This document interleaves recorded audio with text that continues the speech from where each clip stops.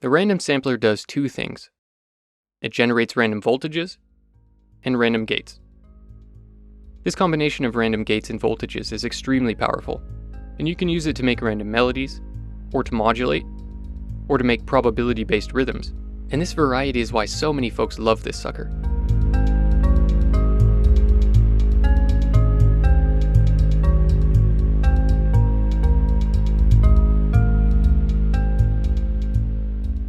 The module has a time side indicated by T, and a voltage side indicated by X. The main inputs and outputs are here.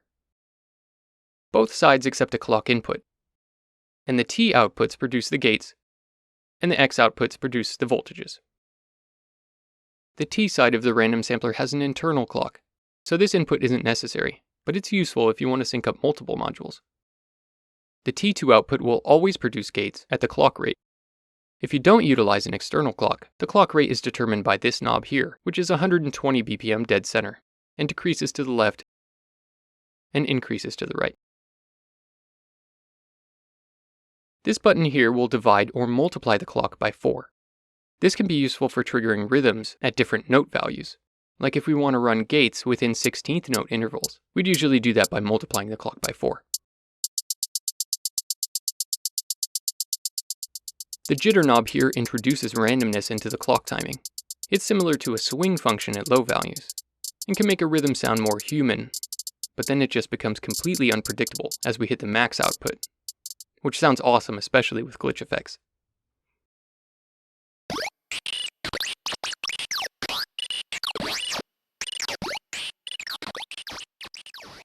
There are 3 modes available to manipulate how the gates occur at T1 and T3, and we can cycle through those modes with this button.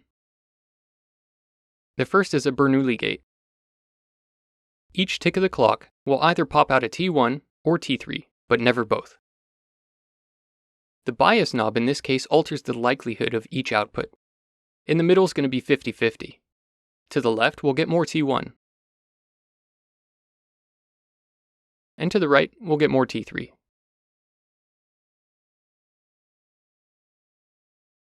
It's really common to use Bernoulli gates for open and closed hi-hat rhythms.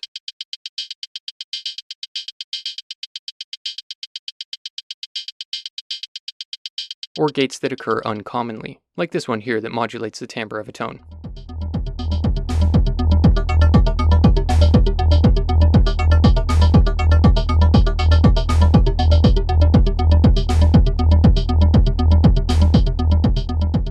The next mode creates random multiplications or divisions of the main clock, and they get spit out of T1 and T3. The bias knob in this case increases and decreases the ratios respectively. So if we turn the knob left, we get a faster clock at T1 and a slower clock at T3. And exactly the opposite if we turn it to the right.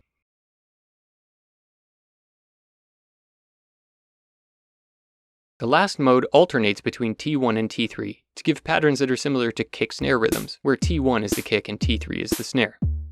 The bias knob in this case will change the pattern.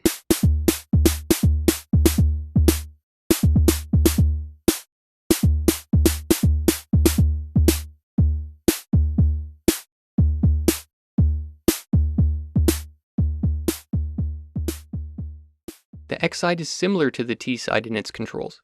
We have 3 outputs that generate independent random voltages, and they're all clocked by the corresponding output on the T section. So that means every time the T1 output goes off, the voltage is going to change on the X1 output, and so on. So we can make changes to slow down or speed up the voltage changes by making some alterations to the T side as well.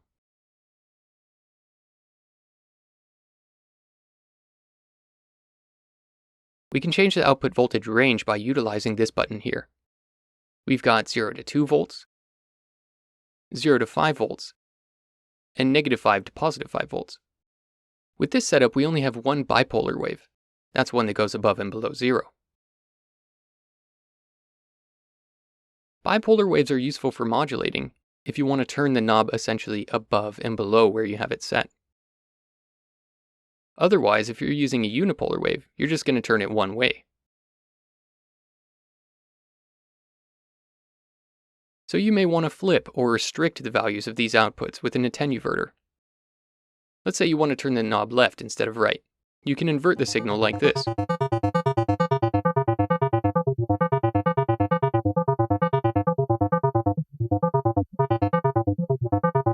Or if you want to lower the range, you can restrict it like this. This is super useful and it provides a ton of variety. The spread and bias knobs work together to adjust the distribution of the output voltages, and the combination of the values from these knobs will determine how often a particular voltage occurs. There's a really handy graph in the manual that displays this. We can see the spread knob all the way left will only produce one voltage. It'll increase to the point where they're all available, and then all the way right is just going to be max and min values. And we can see here that the bias knob moves where the voltages occur in the range.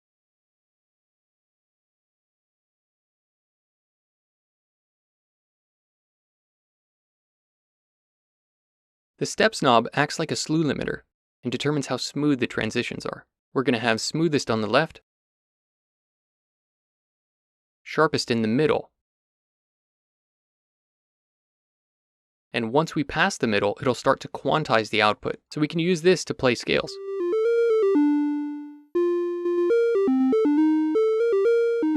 And all the way right, we're just going to have the root note and its octaves. We've got 6 scales available in the context menu. The major, minor, pentatonic, Peleg, Ragbairov, and Ragshri. We also have 3 modes to choose from on the X side, just like we did on the T side. In the first mode, all the outputs are going to act as expected, based on the spread and bias controls.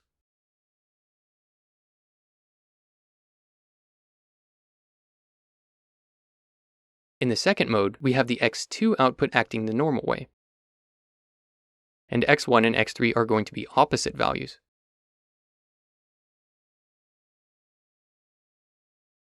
In the third mode, X3 will act as expected. X1 is set to opposite values, and X2 will keep the middle values of each knob and not react to any changes. The Deja Vu section here allows us to loop some of the generated randomness. Clicking these big buttons here enables the Deja Vu function on that side. This knob here increases or decreases the number of repeated steps, and this knob introduces or removes randomness from the loop. At the minimum value, we have a completely random sequence. And as we move to the middle, we get less random until we're completely looped.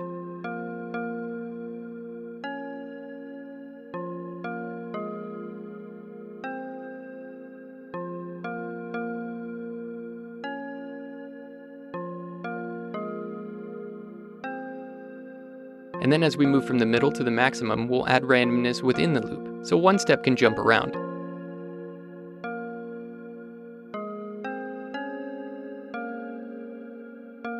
Or, all the locked values from each step are randomly played, but no new values are added.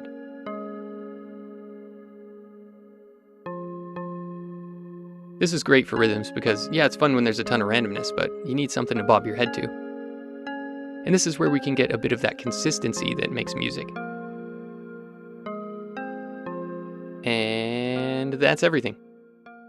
The random sampler's free, link to it in the description. If you like this, then you might like my other content too. You can find it on my Ko-fi page. Huge shout out to my Ko-fi supporters. PTV Art Space has shown some generous support. Thank you so much for the kind message you left me. I really appreciate the encouragement. And Piano321. Thank you so much, Piano321, for the support. I want to take a moment to recognize all of the monthly supporters. We've got my beautiful wife, Sammy Gumiran, Sean Garland, Metasyntax, Pam Demonia, Alverman, and Groom Pay. You guys rock, and I truly appreciate you. Thanks for checking out this video, and I'll catch you in the next one. Okay, bye-bye.